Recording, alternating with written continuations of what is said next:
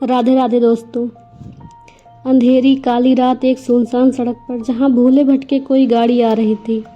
अचानक मालिनी की गाड़ी ने धोखा दे दिया और मुसीबत यह थी कि उसे गाड़ी चलाने के अलावा उसके बारे में कुछ और नहीं आता था। अब उसे महसूस हो रहा था उसे रात के वक्त सफ़र नहीं करना चाहिए था। जहां उसके मोबाइल में सिग्नल नहीं आ रहे थे वहीं किसी गाड़ी को रोकने से वह घबरा रही थी, क्योंकि उसे इस बात का डर था कि कहीं किसी से मदद लेने के चक्कर में वह कोई और मुसीबत मोल न ले ले। तभी एक लंबी गाड़ी उसके पास आकर रुकी। क्या आपकी गाड़ी खराब हो गई है? मालिनी, जी पता नहीं क्या हुआ, स्टार्ट ही नहीं हो रही है, प्लीज़ आप देख लेंगे। सॉरी मैडम, मुझे गाड़ी के बारे में कुछ ज़्यादा मालूम नहीं है, लेकिन अगर आप कहें तो मैं आपको कहीं छोड़ सकता हूँ। आप कहाँ जा रही हैं? मालिनी, मैं दिल्ली से आ रही थी और जयपुर के लिए जा रही थी कि गाड़ी ने मुझे धोखा दे दिया। अरे मैं भी मथुरा जा रहा हूँ, आपको छोड़ दूँगा, आ जाइए। मालिनी गाड़ी में बैठने से घबरा रही थी। क्या सोच रही हैं? घबराइए नहीं, देखिए मैं एक शादीशुदा आदमी हूँ और आधी रात में एक सुनसान सड़क पर किसी को भी नहीं छोड़ सकता। प्लीज़ आ जाइए। मालिनी के सामने और कोई चारा नहीं था, इसलिए वह गाड़ी में बैठ गई। मेरा नाम विशाल है, मेरे कपड़ों का शोरूम है और मैं अपनी बीवी को लेने मथुरा जा रहा था। असल में बच्चे छुट्टियों में नानी के घर गए हुए थे, अब उनका जी भर गया है, इसलिए बुलावा आया है कि लेने आ जाओ। मालिनी, मेरा नाम मालिनी है और मैं एक फ़ैशन डिज़ाइनर हूँ। एक फ़ैशन शो के लिए जयपुर जाना था। मैंने सोचा कि अभी निकलूँगी तो सुबह होने से पहले पहुँच जाऊँगी, जिससे मुझे तैयारी के लिए अच्छा समय मिल जाएगा। विशाल, आपको इतनी रात को नहीं निकलना चाहिए था, वैसे भी यह रोड सही नहीं है। इस रोड पर पिछले कुछ दिनों से कई लोगों की हत्या हुई है, आपने तो सुना ही होगा। मालिनी विशाल की बात से सुनकर घबरा गई। बात बताते हुए विशाल की हल्की सी मुस्कुराहट से उसे डरा दिया। गाड़ी का एसी ऑन था, फिर भी मालिनी को पसीना आ रहे थे। विशाल, मैंने सुना है कि वह कातिल लोगों का गला घोंटकर उसे मार देता है। आज तक पुलिस को कोई सबूत नहीं मिला। मालिनी प्लीज़ आप ऐसी बातें नहीं करें, मुझे डर लग रहा है। विशाल हंसने लगा।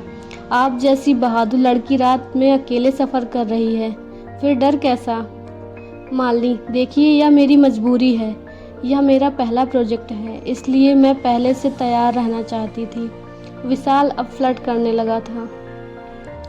आप भी कहाँ फैशन डिज़ाइनिंग के चक्कर में पड़ गई? आप जैसी सुंदर लड़की को तो मॉडल होना चाहिए, सारे शो हाउसफुल हो जाएंगे।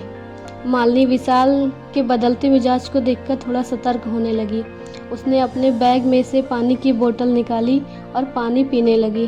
विशाल, प्यास तो मुझे भी लगी है, क्या आप मेरी प्यास बुझा देंगी? मालिनी, क्या मतलब है आपका? विशाल, मेरा मतलब है कि मुझे भी प्यास लगी है, प्लीज़ अपनी बोतल दे दीजिए। मालिनी, आपकी अपनी बोतल भी तो रखी है, उससे पी लीजिए। विशाल, उसमें वो बात कहाँ जो आपकी बोतल में है।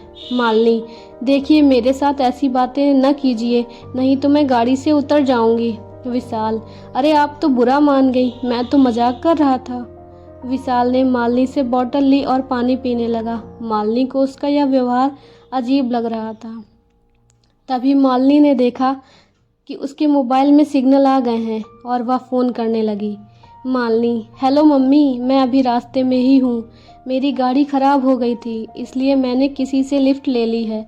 नहीं मम्मी, घबराने की कोई बात नहीं है, मैं ठीक हूँ, मैं जयपुर पहुँचकर तुम्हें फ़ोन करूँगी। मम्मी से बात करके मालिनी की हिम्मत बढ़ गई थी। अब वह भी खुलकर विशाल से बात करने लगी। मालिनी, आपने तो मेरा सारा पानी ख़त्म कर दिया, अगर कोई ढाबा या रेस्टोरेंट दिखे तो रोक देना, पानी की बोतल ले लेंगे। विशाल, आपने ये ड्रेस पहन रखी है, बहुत सुंदर है, क्या आपने ही डिज़ाइन की है? यह बोलते हुए विशाल मालिनी की मिनी ड्रेस को ऊपर से नीचे तक देख रहा था। उसका इस तरह देखना मालिनी को अच्छा ना लगा। मालिनी विशाल का ध्यान भटकाने और वक्त बिताने के लिए उससे इधर उधर की बातें करने लगी। मालिनी, नहीं, ये तो मैंने मार्केट से परचेज की है, ऐसी ड्रेस तो मार्केट में कहीं भी मिल जाती हैं, क्या आपको अपनी पत्नी के लिए लेनी है? विशाल हंसते हुए। हा हा हा, आपने भी क्या बात कर दी। ऐसी ड्रेस में तो आप जैसी लड़कियां ही अच्छी लगती हैं। मेरी बीवी में तो आप जैसी 2 बन जाएंगी। मालिनी की घबराहट कम हो गई थी, लेकिन विशाल के दिल में कुछ और ही था। विशाल, हमारी बात तो बीच में ही रह गई। मैं आपको बता रहा था कि आगे से इतनी रात में भूलकर भी इस सड़क पर सफ़र न करना, क्योंकि न जाने कौन किस बात का बदला ले रहा है।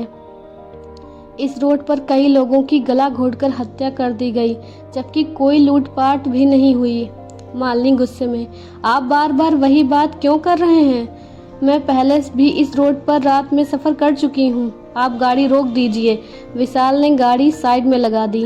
विशाल, मैं तो ऐसे ही बता रहा था। मुझे लड़कियों को डराना अच्छा लगता है। लेकिन आप इससे पहले इस रोड पर कहाँ गई थीं? मालिनी, ये बात कुछ महीने पहले की है। मैं और मेरी मम्मी इसी रोड से अपने मामा के घर आगरा जा रहे थे। उस दिन भी इसी तरह गाड़ी खराब हो गई। वहाँ एक गाड़ी आई जिसमें 3 लड़के थे। मैं अपनी मम्मी के साथ थी, इसलिए बिल्कुल भी नहीं घबरा रही थी। उन्होंने हमें लिफ्ट दी। हम भी गाड़ी में बैठ गए, लेकिन बीच रास्ते में उन लड़कों ने मेरे साथ बदतमीजी करने लगे।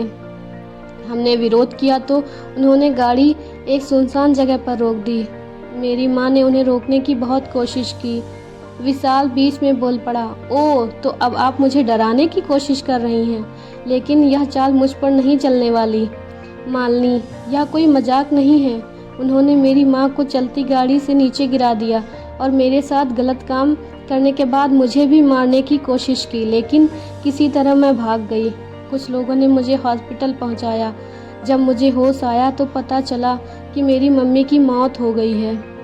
मैंने उन लोगों की ढूंढने की बहुत कोशिश की, लेकिन उनका कुछ पता नहीं चला। फिर मैंने फैसला किया कि इसके जिम्मेदार वह लोग हैं जो अकेली लड़की को देखकर उसे लिफ्ट देने के बहाने उसे इस्तेमाल करने की सोचते हैं। इसलिए मैं पिछले कई हफ्तों से तुम जैसे लोगों का इंतज़ार करती हूँ और उन्हें मार देती हूँ। विशाल खांसते हुए, अब मजाक बंद करो। तुम जैसी लड़की क्या किसी को मारेगी? मालिनी, मुझे लगता है तुम न्यूज़ अच्छे से नहीं देखते। मारने वालों को गला घोंटने से पहले जहर दिया गया था, जिससे ताकत से ताकतवर को मारना आसान हो जाता है। विशाल की हालत बिगड़ते, लेकिन तुमने मुझे जहर कब दिया? मैंने तो कुछ नहीं खाया। मालिनी जोर से हंसकर बोली, हा, मैंने बोला था ना, अपनी बोतल से पानी पी लो, लेकिन फ्लर्ट करने के चक्कर में तुमने मेरी बात नहीं मानी। विशाल, मेरी हालत बिगड़ रही है, प्लीज़ मुझे बचा लो। मैं ऐसा आदमी नहीं हूँ मालिनी, मैं ऐसा आदमी नहीं हूँ। बस अकेली लड़की देखी और शुरू हो गए। क्या तुमने एक बार गाड़ी से उतरकर देखा कि मेरी गाड़ी खराब भी है या नहीं? तुम्हें तो बस मुझे अपनी गाड़ी में बिठाने की जल्दी थी। क्या तुमने यह देखा कि मैं शो के लिए जा रही हूँ और मेरे पास एक छोटे बैग के अलावा कुछ नहीं है? क्या तुमने मदद करने से पहले एक बार मेरे घर वालों से बात करने के बारे में सोचा? नहीं, क्योंकि तुम तो रंगीन सपनों में खोए हुए थे कि मैं कब मानूं और तुम गाड़ी किसी होटल पर लगाओ। जब तक मैं जिंदा हूँ तुम जैसे लोगों को उनके अंजाम तक पहुँचाती रहूँगी। इतना कहते ही मालिनी ने हंसते हुए अपने बैग में से एक मोटी रस्सी निकाली। विशाल असहाय पड़ा यह सब होते देख रहा था। धीरे धीरे उसकी आंखों के आगे अंधेरा छाने लगा।